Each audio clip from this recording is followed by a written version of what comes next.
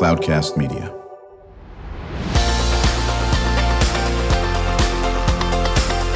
Drew Schlosberg Spotlight on the Community Show, amplifying the voices of social impact organizations, entrepreneurs, local nonprofits, and other community champions who shape the culture, creativity, and connectivity of San Diego.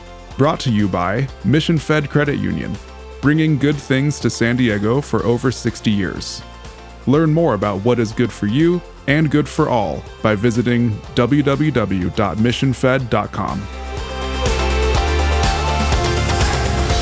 I'm Drew Schlosberg, and we are so pleased to have in the studio with us today Chris Stewart. He's the owner of Chris Stewart Worldwide. How you doing, Chris? I'm doing awesome, Drew. Thanks so much for having me on the show. Well, we're honored to have you on the show. So talk a little bit about the mission of your organization. So the mission of my organization is to change the way that the world views addicts and the way that addicts view their recovery. Basically, we're just looking at my main cause in that is trying to figure out the underlying causes of addiction, not necessarily the addiction itself. So we call that, I just call it the human condition. Right. Where'd you get into the space? Why did you get into the space? How long you been in the space? Yeah, I got into the space myself because of my own journey through recovery. Yeah. I was a alcoholic and drug addict for about 30 years. And I'm got about 9.5 years clean and sober now. Congratulations. Thank you. And there was such a need for people to explain addiction, to explain the underlying causes of it. And I have been gifted with my mom used to call it the gift of gab. Was that from right out of the womb, I imagine? Yeah, right out of the womb. Okay, very good, very good. And I just found that, I was able to take my own experience and went back to school, got my counseling degree, and then was able to really go out and speak to people who didn't understand addiction and explain it to them and what causes it and what they could do to help prevent it or help other people. And then also to show people that were in recovery, like it's not just about, going to some 12-step meetings and then just living this kind of like mediocre life. Like you can really fulfill on your dreams. My company's called Chris Stewart Worldwide because I travel worldwide to help people with this kind of stuff, And so it's just showing them like, hey, there's so much other stuff you can do. Don't let that rooftop of where you were at hold you back, Right. So for 9.5 years, clean and sober and, previous 30 years in this, when did you, was there like a light bulb that went off? Was there an epiphany and said, okay, enough of this nonsense. I need to take care of this. What happened? Or was there not? You just did it.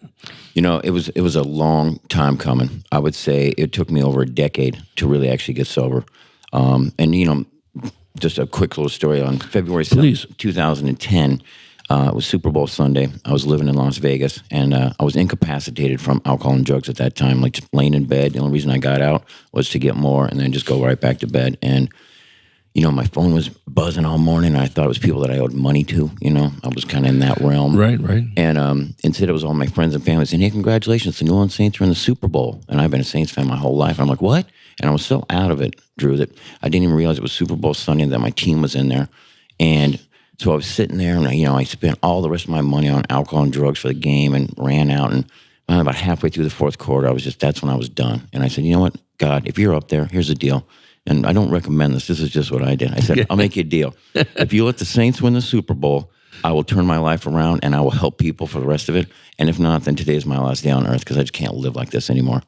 And next thing you know, a couple plays happened, interception and some things, and they ended up winning. Onside kick? Yeah, the onside kick. Exactly. And they won the Super Bowl. And then I was like, oh no, this is terrible. Yeah, right. Good. Now I got to switch. My God, if someone was listening to me up there.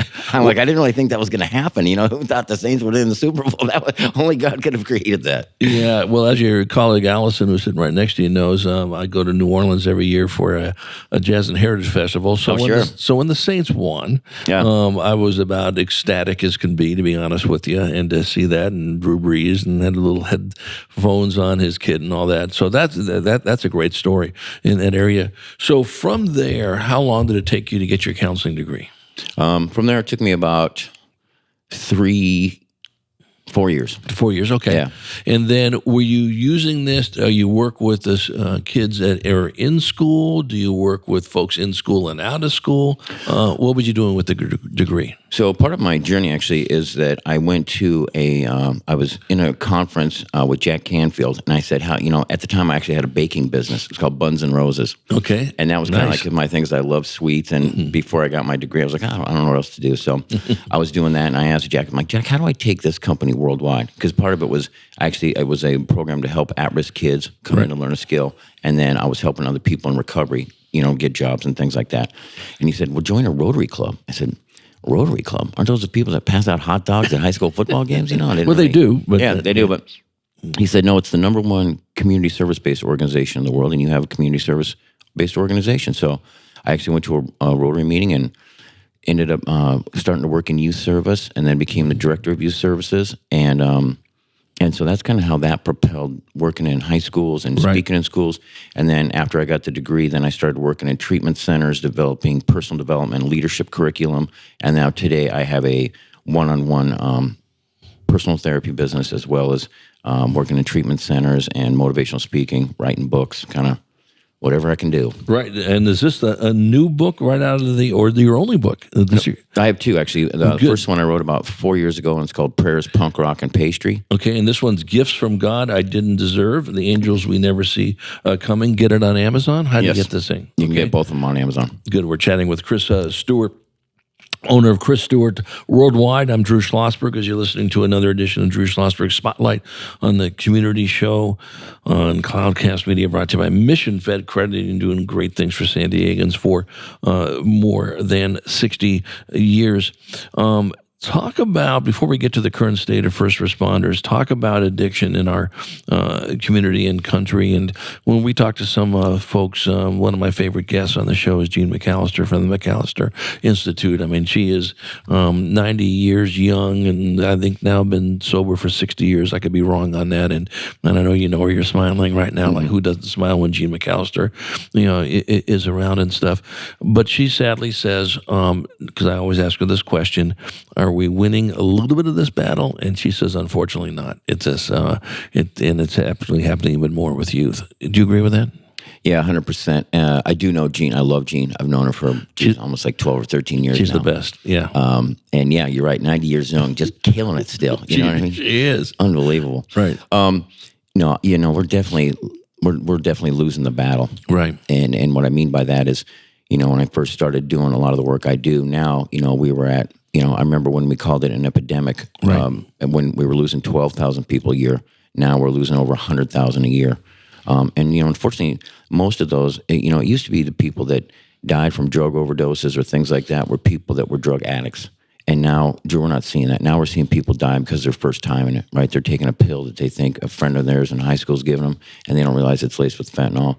You get people, that are just in so much emotional pain from isolation during COVID, doing, a lot of the stuff has to do with, these phone addictions and other things like that, that's their solution, right? Drugs and alcohol are never the problem, Drew. They're always the solution. So when we start looking at that, we just see a whole generation of kids just disconnected, isolated, communicating through memes, not with actual conversation, not getting outside, it's just...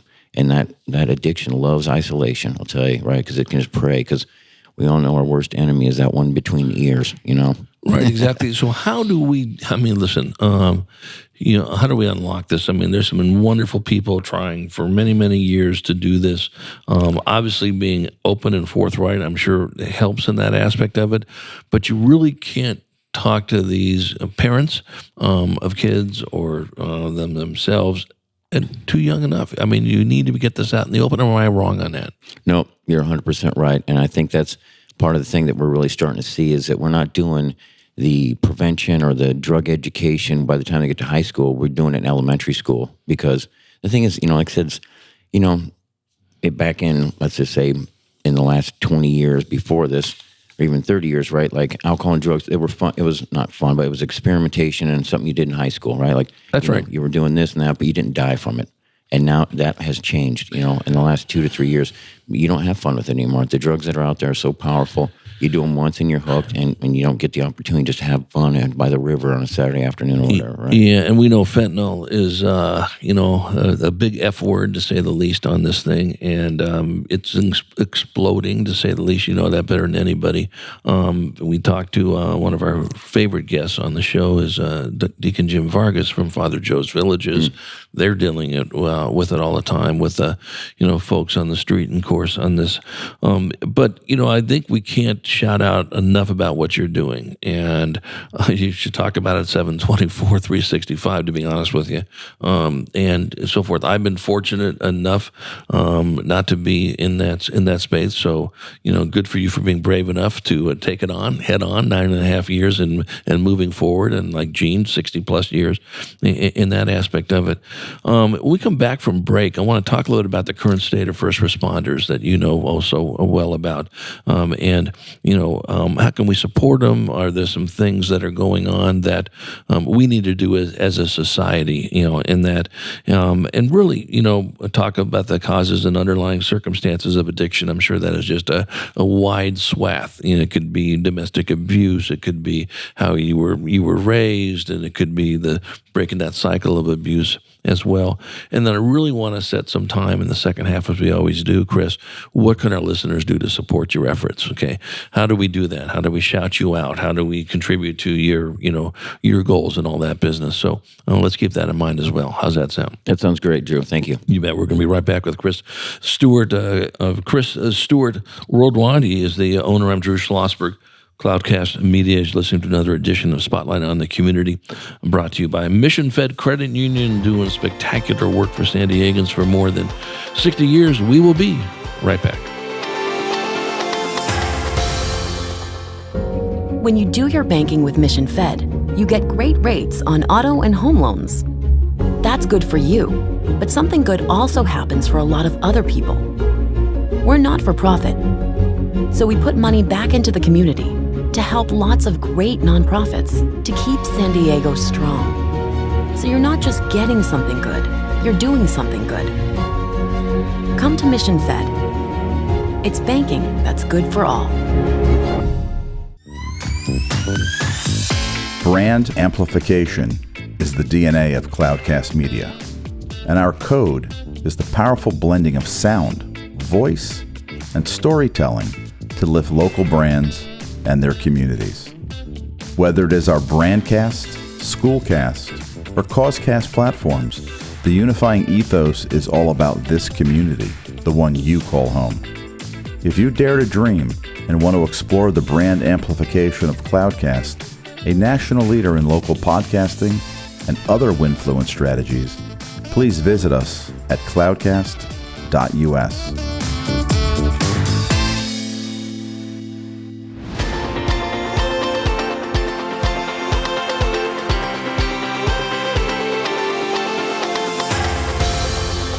I'm Drew Schlosberg, and we are back with Chris Stewart, owner of Chris Stewart Worldwide, another edition of Drew Schlosberg Spotlight on the Community. The show on Cloudcast Media brought to you by Mission Fed Credit Union in the very cool Mission Fed studios here in Scripps Ranch. And Mission Fed has been doing wonderful things for San Diegans for more than 60 years. Right before break, we were, chatting about addiction in the community. Congratulations on 9.5 years of clean and sober and so forth. But talk about the current state of first responders. Yeah, I would love to. One of the things that we didn't really see happening with this massive overtake of fentanyl overdoses, like I said, we have, last year alone, there was over 100,000, is what it would be for the first responders. Because, right. I was a firefighter myself for a couple of years. Right. And, it used to be, heart attacks, car crashes, things like that, a few overdoses, but nothing crazy. But now we literally have all of our first responders in every city across America picking up dead bodies daily. Right. Like I was doing some research because I'm actually have a program I'm starting for grief counseling for firefighters and first responders here in North County, San Diego. And I was doing some research, and places like Detroit, On an average weekend, Drew, between Friday night at 6 p.m. and Sunday night at 6 p.m., they will do over 2,000 overdose calls alone, just the fire department in that city. I mean, Detroit's obviously one of the worst. Right. But you just think about that. You used to, firefighter is a civil service position, and like you're a pillar of the community. Right. And the thing is that they're still doing their job, but we're not doing our job and supporting them in that mental health. Right. Because these guys aren't war veterans. They didn't go through Marine training to become a firefighter. They don't have that kind of counseling, that kind of thing. It's just like, this is just part of the job. But I'll tell you, think about if we had to do that, even just one of us, goes to a funeral and we break down, right? And these guys are going to these things like, and trying to help these people. It's like, it's a tough situation, and there needs to be more mental health and more counseling and things like that for first responders. We need to start, it sounds kind of common sense, but when you see them buy, I see them in the grocery store all the time. I'm always like, hey, let me get your dinner. Like they're just buying chicken or ice cream, or you see them at Starbucks, get the coffee, say thank you for what you do. It's not that hard. You bring up a really good point. It's actually a common, refrain on our spotlight shows, and has been for quite a while. Exasperated by the pandemic. What was there before the pandemic is mental health. And mental health just didn't start with the pandemic. We've been in a mental health crisis for about 15, 20 years. And whatever you want to say is, exasperating it. Is it social media? Is it technology? Is it what you're talking about, the absolute growth and things like fentanyl? But it's here, and you're 100% correct. I'm hoping I'm living to the day where mental health doesn't become a stigma. It should not become a stigma. It shouldn't have become a stigma many years ago. You'd think in the 21st century we're past that. No one talks about someone who's got a broken arm and there's a cast on the arm and say, listen, mental health, same issue on that. How do we get people to understand? No, we need to support it.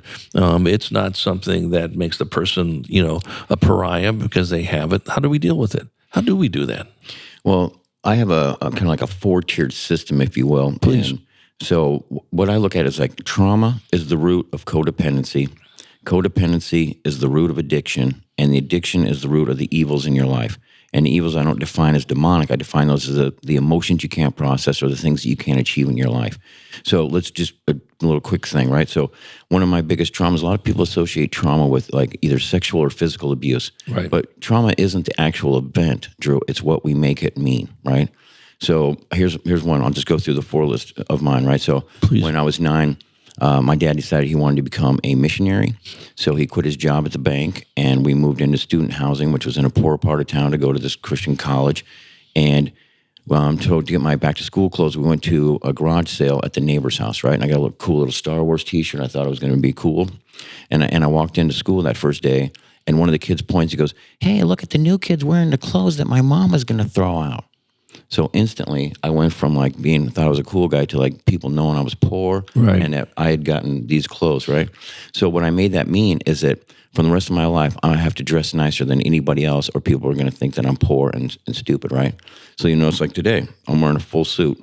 I wear a suit almost every single day, and I'd like to say it's because I like to dress nice, which it is, but it's from the trauma. Do you understand? Because sure, that's that codependency, right? I want to make sure people know I'm important. I want to make sure people know I got it together, right, when they first see me. Right. So I don't have to worry about that, right? So that led into that addiction, because one of the things that I would do is I would always have to be the life of the party. I would always have to, walk in like, hey, Chris is always on, right? So I could never take that time to decompress and just be a regular guy, just be, hey, I'm just doing this forever. I'm just going to wear sweatpants. Like, what? No way, Like, it sounds kind of ridiculous, and it was like that in all my relationships, like, oh, don't worry, I'll take care of everything, babe. I'll do this, I'll do that. And same thing at work and doing all this. And I finally started using the alcohol and the drugs to ease that, right? Just like to calm down for the day. And then I become physically dependent upon it, and then I can't get out. And that's what people don't understand about mental health and things like that.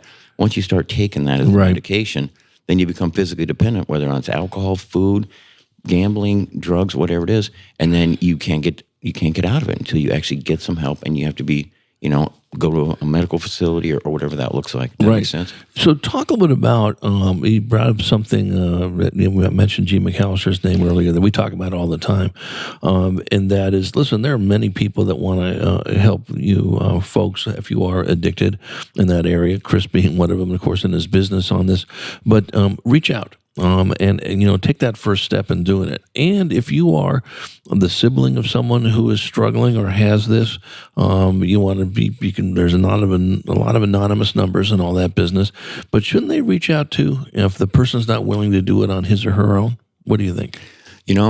I used to say that you have to put some skin in the game. Right. So the person has to be, if they're not willing, what they do is it's kind of like if you give people something for free. Right. Right. You give people something for free all the time, then they'd start taking it for granted. Right. And then they don't do anything. So you want the person to have some kind of thing. But the other thing is that we don't really have that option anymore. Not with fentanyl, not with all the things we have, because those people are dying. Right. So I want people to make it as uncomfortable as possible for people to be addicted to anything. Because if we don't make it uncomfortable, then they're just going to sit there and they're just going to slowly slide by, right. and they're not going to get the help that they need, Yeah, and that's why I've been a big advocate. We've had a lot of shows here that deal with domestic abuse and say, hey, listen, not that you want to sit there and get into someone's private life, but there are some people that, listen, they need some help. They're not willing to do it. They can't do it. But I'm not going to sit and watch my sister or my brother or my aunt, in this situation. And it takes bravery to sit there and make that first step. Not only if you're not going to do it, somebody else, as well. And I think, not shunning these things and being able to address them are so important. Talk about your book. Why should people buy this book? Gifts from God I Didn't Deserve.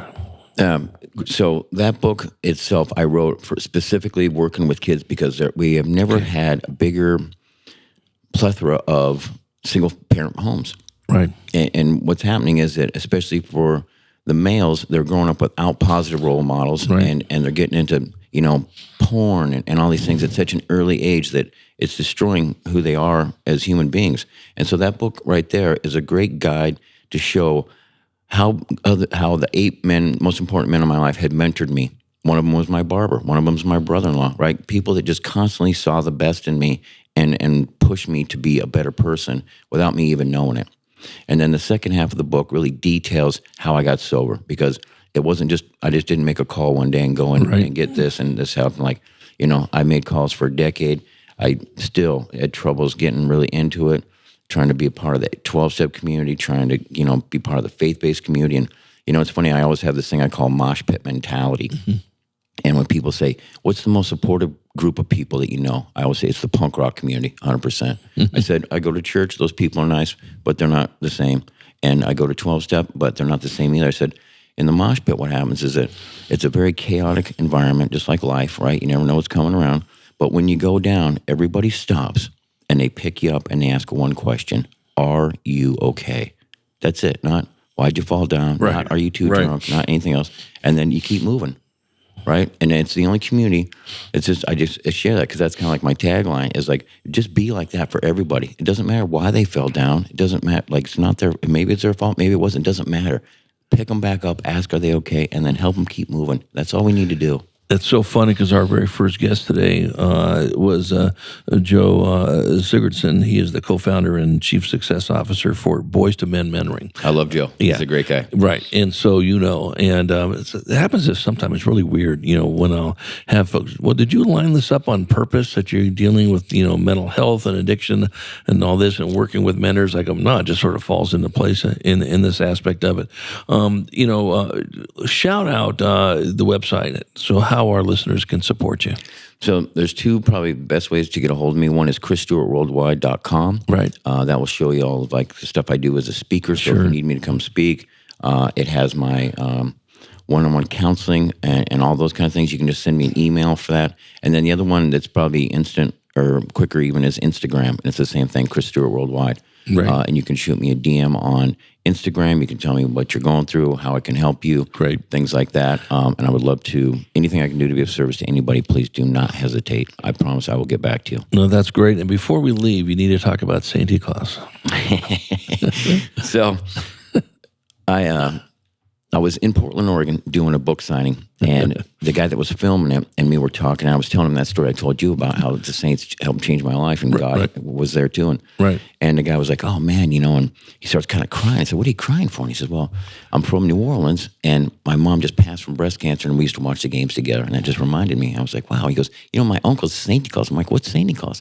He goes, "It's like the New Orleans Saint Santa Claus." I said, "Why didn't I think of that?" I said, "I love the Saints. I love Santa." He said, "Well, my uncle died a couple years ago, so nobody's doing it." I said, "Do you mind if I take it over?" And so what I did is I had a friend of mine create the suit, and I pitched it to the team and got crickets. And then just one day at my gym here in Carlsbad, I was talking with the manager, and he goes, "I used to play for the Saints." I'm like, "What?" And within a minute, he had texted his brother-in-law who worked for the Saints, and boom, just like that. And so for the last couple of years, now I'm Santa Claus. I go down between Thanksgiving and Christmas for all the home games. And it's just great that if you look at that, like that's when I talk, that's what's possible, right? Like I went from being bedridden from alcohol and drugs, sending up a prayer to God to save my life that day, and the Saints won the Super Bowl. And then 13 years later, basically, when I'm 13, it was about 10 years later.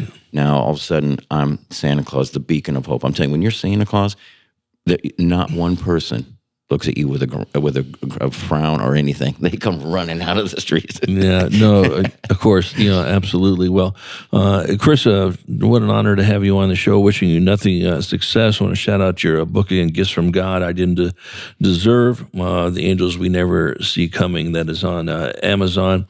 Shout out that website one more time. ChrisStewartWorldwide.com. Very good. We'll look forward to having you back on the show somewhere down the road and maybe talking to some people that benefited from what you've done. Certainly, we don't want to break any HIPAA rules. We all know that. But a lot of folks like to come on and say, listen, no, I admit I had X, Y, and Z. I worked with Chris. This is what it's done. And now I'm whatever the case may be.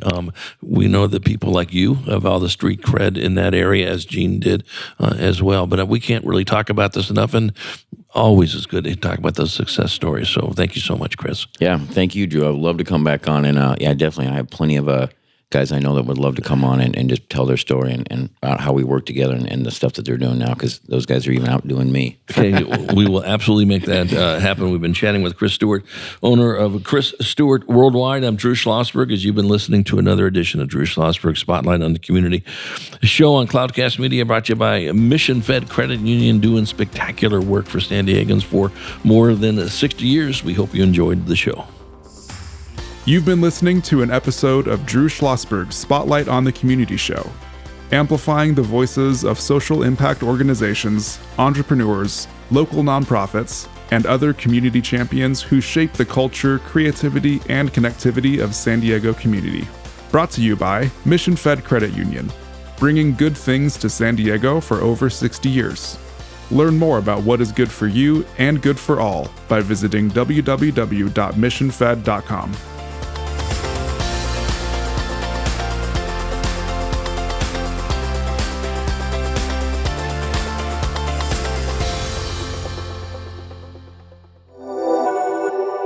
Cloudcast Media.